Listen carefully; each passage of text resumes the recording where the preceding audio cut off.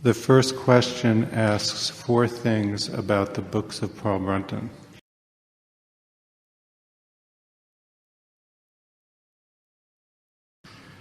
When we say the books of Paul Brunton, there are 10 books that were written between 1930 and 1955, and then 16 notebooks that were published after his death.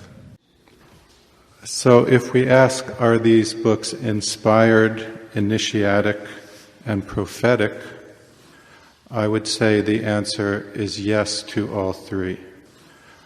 And I would add a 4th, which is that they are the product of reason or a human attempt to understand these spiritual truths. Are they inspired?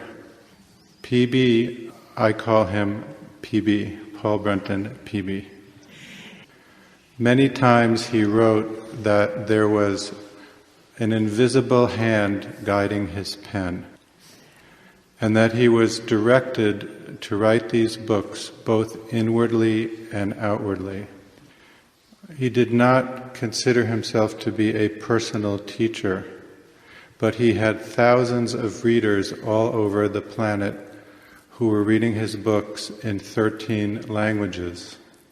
So one of the sources of inspiration for these books was the inner need of all of his readers who, as they read one book, had a spiritual question or a spiritual need or a spiritual problem that telepathically drew out the next book.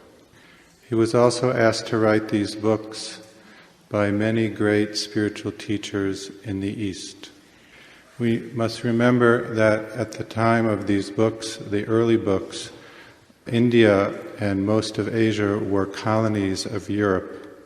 There were very few Europeans who appreciated and respected and honored the spiritual traditions of the East. So many of these teachers asked Paul Brunton to explain to Westerners what they had taught him about the East. He also says that his books are the product of reasoned revelation.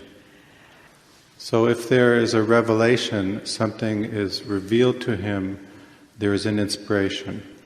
But if there is an explanation that he has to put in his own words and understand for himself and present to others, then it is the product of reason.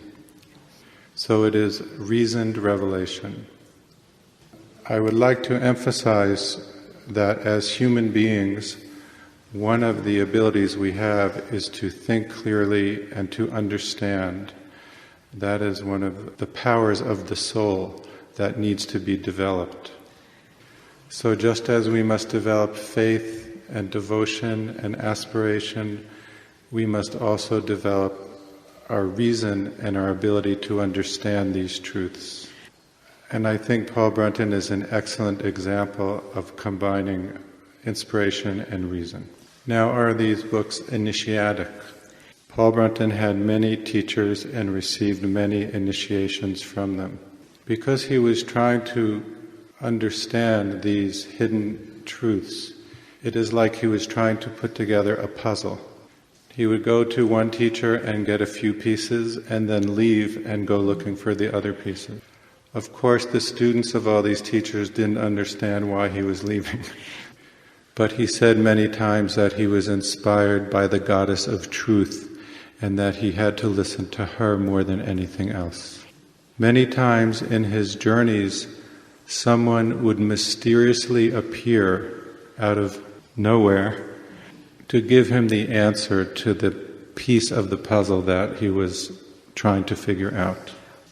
And if you read Search in Secret Egypt, this happened in Egypt.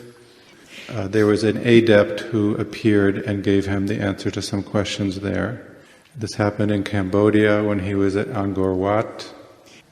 So there were many initiations that were conveyed to him that are expressed in his books.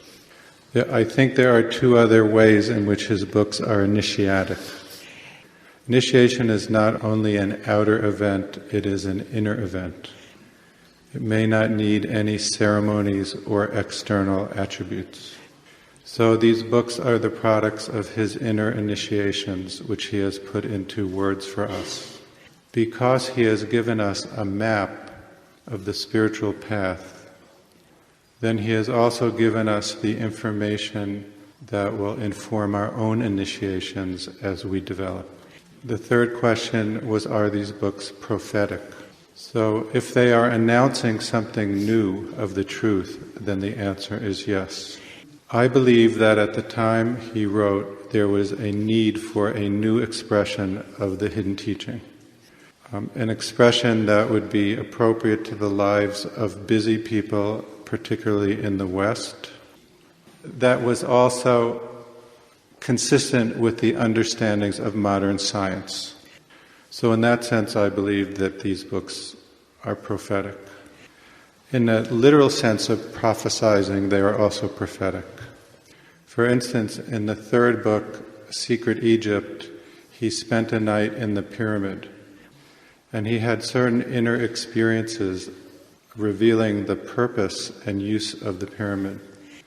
And this information was not known to science at that time.